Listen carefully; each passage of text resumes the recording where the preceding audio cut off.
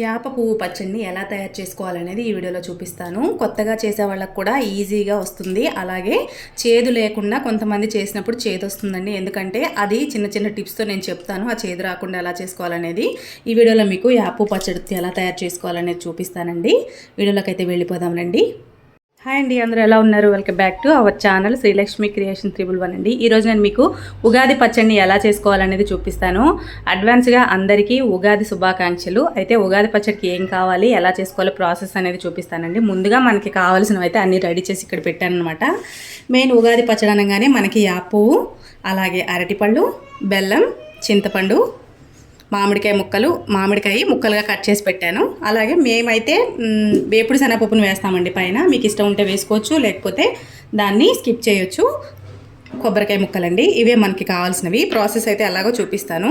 షడ్రుచులు అని అంటారు కదా, అందులో మళ్ళీ ఉప్పు, కారాన్ని కూడా కొంచెంగా యూజ్ చేయాలి. అంటే ఎక్కువ వేసుకోకూడదు, ఒక లైట్గా కొంచెం అయితే వేస్తే సరిపోతుంది. ఇవైతే మనకి కావాల్సిన పదార్థాలు. ప్రాసెస్లోకి అయితే వెళ్ళిపోదాం. ఎలా చేసుకోవాలి ఏంటి అనేది చూపిస్తాను. అరటిపండుని ఇలా చిన్న చిన్న ముక్కలుగా కట్ చేసుకోవాలండి. అలాగే కొబ్బరికాయని కూడా చిన్న చిన్న ముక్కలుగా కట్ చేసుకోవాలి. బెల్లాన్ని తురిమి పెట్టుకోవాలి. అలాగే నెక్స్ట్ వచ్చేసి మామిడికాయ ముక్కలు కూడా చిన్నగా కట్ చేసి పెట్టుకోవాలండి. అప్పుడే మనకి పచ్చడి తినేటప్పుడు చిన్న చిన్న ముక్కలు తగులుతూ ఉంటే భలే టేస్టీగా అనిపిస్తుంది. ప్రాసెస్లోకి అయితే వెళ్ళిపోదాం. ఇలా లేతగా ఉన్న చిన్న మామిడికాయనైతే తీసుకోవాలి. అప్పుడే మనకి పులుపు అనేది తక్కువగా ఉంటుందన్నమాట. ఇలాంటినే చిన్న కాయని తీసి నేను కట్ చేసి ఇలా పెట్టుకున్నాను. చింతపండుని మీకు చూపించడం కోసం ఇక్కడైతే పెట్టానండి. ముందుగా నానబెట్టి పెట్టాను. పచ్చడి ఎలా చేసుకోవాలో చూపిస్తాను. ప్రాసెస్లో అయితే చూసేద్దాం రండి. మరి ఈ చింతపండుని గుజ్జులా తీసుకోవాలండి. గుజ్జుగా తీసుకుంటే కొత్త చింతపండుని తీసుకోవాలి.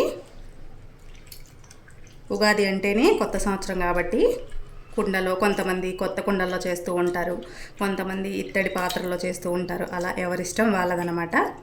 మేమైతే నార్మల్గా ఒక గిన్నెలో చేస్తాము.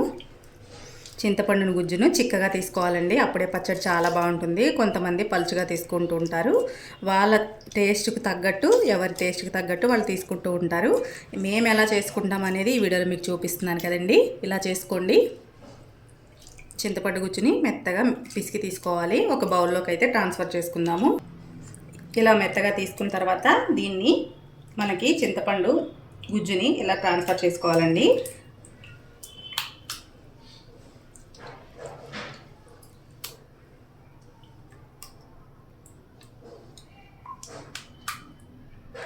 రేపు ఎలాగా ఉగాది ఉంది కాబట్టి అందరూ ఉగాది పచ్చడి తిన్న తర్వాతే మిగిలిన ఏవైనా తింటారండి. రేపు మార్నింగ్ ఉగాది పచ్చడితోనే డే అనేది మొదలవుతూ ఉంటుంది ప్రతి ఒక్కరికి. గుజ్జుని ఇలా చిక్కగా తీసుకున్న తర్వాత నేను పెద్ద బౌల్లోకి అయితే చేంజ్ చేస్తున్నాను. ఎందుకంటే మనం అన్ని మిశ్రమాలు కలిపేసరికి స్పేస్ అనేది తక్కువగా ఉంటుందని చెప్పేసి ఇందులో ట్రాన్స్ఫర్ చేసుకున్నాను. ఇందులోని ముందుగా మనం ఉప్పునైతే వేసుకోవాలి. కొంచెమే వేయాలండి, ఎక్కువ కాదు, లైట్గా సరిపోతుంది. అన్నీ కొంచెం కొంచెంగానే వేసుకోవాలి. కారం కూడా కొంచెం వేసానండి. కారం, ఉప్పు వేసుకున్న తర్వాత ఒకసారి మిక్స్ అయిన తర్వాత మనం తురిమి పెట్టుకున్న బెల్లాన్ని సరిపడా వేసుకోవాలి. మీకు చూపించడం కోసం కొంచెం ఎక్కువగా పెట్టానన్నమాట. కొంచెం వేసి బాగా కరిగించుకోవాలి. ఎందుకంటే మనం తురిమి పెడతాం కదా, ఈ ముక్కల్ని గరిటతో కలిపితే కలగవు కాబట్టి కొంచెం చేత్తోని బెల్లాన్ని ఇలా ప్రెస్ చేసుకుంటే ముక్కలు అనేవి ఈ చింతపండు గుజ్జులో కలిసిపోతాయన్నమాట. నేను మళ్ళీ రేపు చేస్తానండి. ఈరోజు మీకు వీడియో కోసం అని చెప్పేసి ఉగాది ముందు రోజు ఈ వీడియో పెట్టడం కోసం ఈ పచ్చడిని తయారు చేయడం అయితే జరుగుతుంది. బెల్లాన్ని కరిగే విధంగా బాగా ఇలా నలుపుకుంటే మనకి ఈ గుజ్జులోని, చింతపండు గుజ్జులోని కరిగిపోతుందన్నమాట.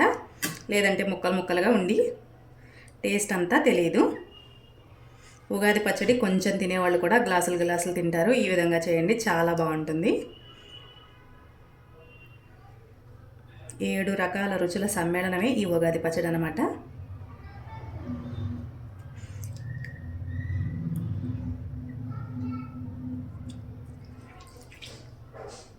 ఇలా బెల్లం కరిగిపోయిన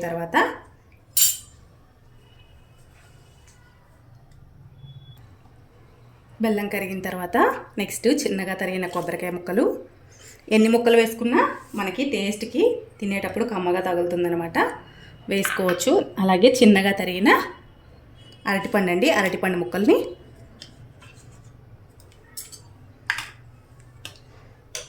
నెక్స్ట్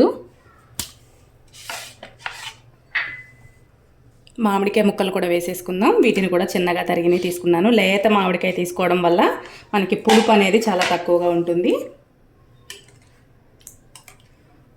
అయితే వేస్తామండి, మా అమ్మగారు వాళ్ళు వేస్తూ ఉంటారు, అదే మేము ఫాలో అవుతూ ఉంటాం అనమాట. మీకు ఇష్టం ఉంటే మీరు వేసుకోండి, లేదంటే దీన్ని స్కిప్ చేసేయండి.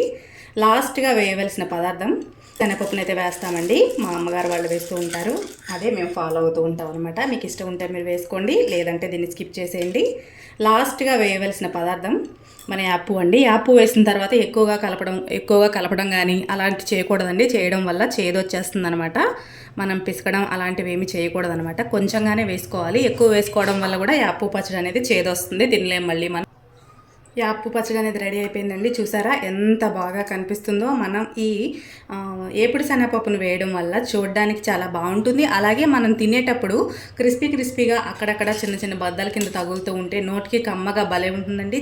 చిన్నగా ప్రసాదంలా తీసుకునే ఈ యాపు పచ్చడిని కూడా చాలా ఇష్టంగా తింటారు, చాలామంది ఉంటారండి యాపు పచ్చడి ఇష్టపడే వాళ్ళు.